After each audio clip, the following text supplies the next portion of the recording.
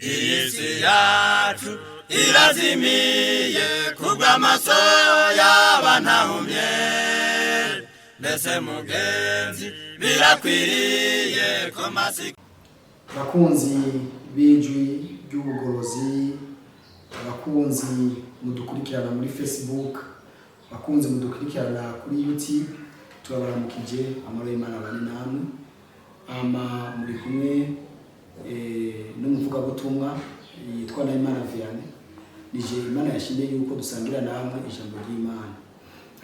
Ijambo uno munsi nashimiye yuko nubasangiza ni ijambo liboneka mu gitabo Petero wa 2:13. Ijambo ravuga ngo ariko nkuko yasezeranye tureretse ijuru risha n'isi nsha, ivyo ukugororoka kuzobamo. No kuvuga tugiye kwigana ijambo tubwira ngo isi nsha n'ijuru risha. Bibiliya, umurongo wa Bibiliya utwereka yuko hazobaho isi nsha n'ijuru risha. Ibi rero bigatwereka yuko n'abana b'Imana babireretse.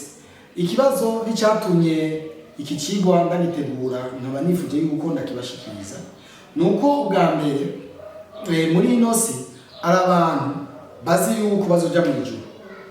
Ivyo byo kubabwira ngo isi nsha ntavyo bazi, ntibazi yuko bizoshoboka abantu bakaba ku isi. Ari n'abandi bazi yuko batazigira baja mu ijuru, ijuru rifise abantu ryagenewe, ariko bobo bazokubira ku isi. Isi zohinduka ikaba paradizo bakibera muri ino si, mugaje byo kuja mu ijuru bobo ntibibaraba.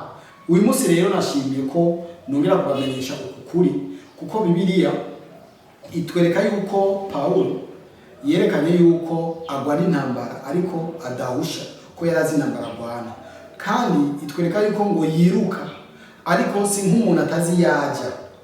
Rero byumvikana yuko muyobokamana, iyo umuntu ari muyobokamana ntamenye yaja, namenye niyo azoba n'ukuntu bizogenda, navyo biramurusha. Iyo ahuye n'abantu bakamwereka yuko ivyo kuja mu ijuru atari ivyo, abantu batazoja mu ijuru, abantu bazoja mu ijuru 144 gusa, ivyo bitumagwa. Abandi nabo ugasanga bo haragera igihe akimvira no kubera Imana irobanura ku butoni, ifise abantu bamwe bazoja mu ijuru, abandi ntibaje mu ijuru bagume ku isi. Nubwo bakuremesha kuti bakubwira ngo yango abantu bose bazoba babumbwa niyo bari sivyo, biratinda bikakuvyaramo ikintu cyo kumva yuko Imana irobanura ku butoni. Rero kubera yuko Imana itarobanura ku butoni, irafise ivyo yandikishije, ivuga yuko ari ijuru risha n'isi nsha. Ahubwo abantu bakwiye kumenya ngo mbega ivyo bizogenda gute.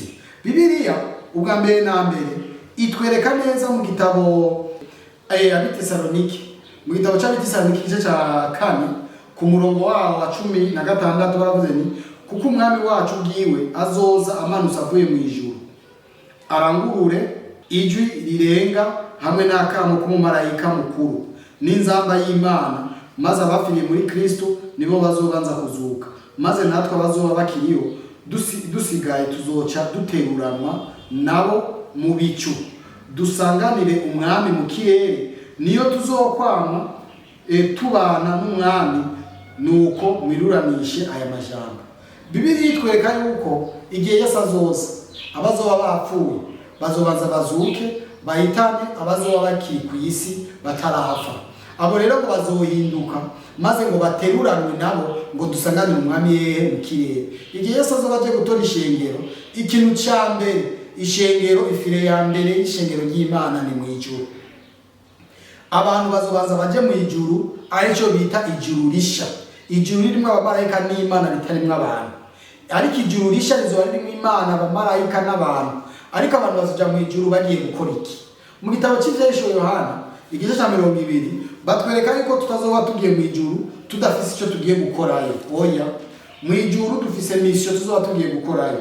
Mu gitabo cy'Ivyahishuro Yohana 20 igice cya 24 mbona intebe z'ubwami, mbona abicaye kuri zo bahabwa ubucamanza, kandi mbona ubugingo bw'abaciwe amazosi babahora gushingira intaye Yesu n'ijambo ry'Imana, nibo batasenze cyangwa ikoko cyangwa igishushanyo cyacu, kandi nibemeye gushirwaho ikimenyetso cyacu mu ruhanga cyangwa ku kiganza, baba bazima bafatanya na Kristo kuganza imyaka 1000. mu ijuru rero tuzoba tugiye gufatanya na Kristo kugaza imyaka 1000 kugira ngo Imana yongere twereke urubanza yaciye. Ko Bibiliya ivuga muri muzi ko tuzocira urubanza n'abamarayika, shetani, hari n'abandi bantu tutazobona mu ijuru. Imana rero izoduha amahirwe yo kumara imyaka 1000 turiko turaraba urubanza Imana yaciye kwitarenganya, ko atabantu yarenganije, tunezerwa twigishwa n'Imana ibijanye n'inama y'agakiza. Iyo mu ijuru rero tuzomara imyaka 1000 turi mu ijuru. Iyo ni file ya mbere. Ku bantu batazi ukuntu bimeze by'ijuru risha n'isisha, bamenye ngo ifile ya mbere kububaha Imana tuzoyigirira mu ijuru, tumara imyaka 1000. Inyuma y'imyaka 1000 mu gitabo cha Zekariya atwereka yuko tuzoca tugaruka kuba muri ino si. Imana izotugarukana kuba mu isi kuko mu mugambi w'Imana, Imana yaremye isi igambiriye yuko abantu bayibamo. Imyaka yose tuzosigaza tuzoyibamo turi ku isi, nk'uko byanditse mu gitabo cha Zekariya igice cyawo cya 14 ku murongo wawo wa 4 baravuze ni kuri uwo munsi hazohagarika ibirenge ku musozi Erayoni werekeye i Yerusalemu aherera iburasirazuba. Uwo musozi Erayoni uzotemukamo kubiri uhereye aherereye iburasirazuba ugashisa aherekeye iburengerazuba. Uzocikamo uruhomoka runini cyane, igihimba cy'uwo musozi kizokwikumira ibumanuko, ikindi cikumire iburaruko. Imwe ni iburaruko, ikindi ibumanuko. Nukuvuga imyaka 1000 iheze Yesu azogaruka amanukire ku musozi Erayoni, atari kibanza. Iki kibanza azoba yatavye rero. Ku murongo wa gatanu baravuze ngo muzowunga muce mu ruhomoka rwo mu misozi yanje, kuko uruhomoka rwo muri iyo misozi ruzoshika no kuri Azeri. Mbere muzohunga nk'uko mwahunze hamwe isi yatigita ku ngoma ya Uziya umwami w'Ibuyuda, maze Uhoraho Imana yanje azoza azananye n'abera bose. Ababera bari mu ijuru rero, Yesu yaje ku isi yatavye ikibanza, Imana izokizanana n'abera. Ari byo Yohana yeretswe mu kizinga Patimosi mu gitabo cy'Ivyahisho Yohana igice cya 21, aho yavuze ngo mbone ijuru risha n'isi sha, nk'uko ijuru rya mbere n'isi ya mbere byari byagiye, n'ikiyaga n'icyari kikiriho, mbona umugwa wera Yerusalemu musha wururuka uva mu ijuru ku Mana, witeguwe nk'uko umugeni asharizwa umugabo wiwe. Nukuvuga ngo n'umugwa wera Yerusalemu ngo wabanutse uva ku Mana, niko Yohana yavyeretswe. Nukuvuga rero iki gisagara kizomanuka kije hajya Yesu yatavye ikibanza. Ari byo bya bindi rero dusoma mu gitabo cha Yesaya 11:6-9, Yesaya 60, Yesaya 65 kuva ku murongo wa 17 kubandanya gushika ku murongo wa 25. Ivyo dusoma atwereka yuko umwagazi w'intama uzorisha n'ibingira, ingwe zizoga ivyasi, abantu bazobana n'ibikoko. Ibi byose dusoma muri Yesaya bizoba ku isi, bizobera ku isi.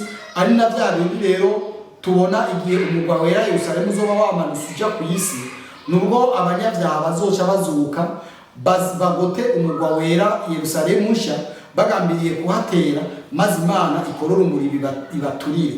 Rero abantu bakwiye kumenya ngo isi nsha n'ijuru risha birahari, ariko uko bizogenda tuzobanza tuje mu ijuru. Inyuma y'imyaka 1000 tugaruke ku isi. Nitukagaruka ku isi rero muri Yesaya igice cya 65 were ku murongo wa 17 kugeza ku murongo wa 25, aho muzosoma ngo abana b'Imana bazokubaka amazu nihagira abantu bayabamo, bandi abantu bazorima. Tuzosubira muri ubu buzima Imana yari yategekanirije Adamu ikimwe bikamushira muri itongo rya Edeni, aho tuzosubira kubana n'ibikoko, aho tuzorima umuru utakiriho, aho tuzorima ibisumwa bitagihari ngo bigende ngo vyibe ivyo twivye, ivyo twarimye. Ahubwo abantu bazokubaka amazu bayabemo batiteze ko abantu bazoza kubabomorera ayo mazu. Tuzoba mu isi nsha dufise umunezero, tuba mu mazu meza, turima, turi mu munezero, tugira ivyo twarimye. Ibi byose bizoba mu isi nsha tubane n'ibikoko. Ariko mumenye ngo isi isha n'ijuru risha tuzobibamo twese. Nta bantu bagenewe kuja mu ijuru abandi baje ku isi, oya twese tuzoja mu ijuru kandi twese tuzovana mu ijuru tugaruke kuba ku isi. Rero abantu mudukurikirana nuko kuri mukwiye kukumenya, mukamenya uko iherezo ry'ibintu rimeze. Rero reka tubashimire twifuza yuko ivyo tubigisha mu bisangiza n'abandi, kugira ngo abantu bari mu buzimire bw'inyigisho zidafise inkomoko muri Bibiliya bazivemo, bamenye yuko Imana yacu itarobanura ku butoni, yadutegekanirije ivyiza. Izo biduhera hamwe, tuzobisangirira hamwe. Imana rero ibitwumvishe mu izina rya Yesu. Isi yacu irazimiye kubw'amaso y'abantahumye, mbese mugenzi birakwiriye ko masika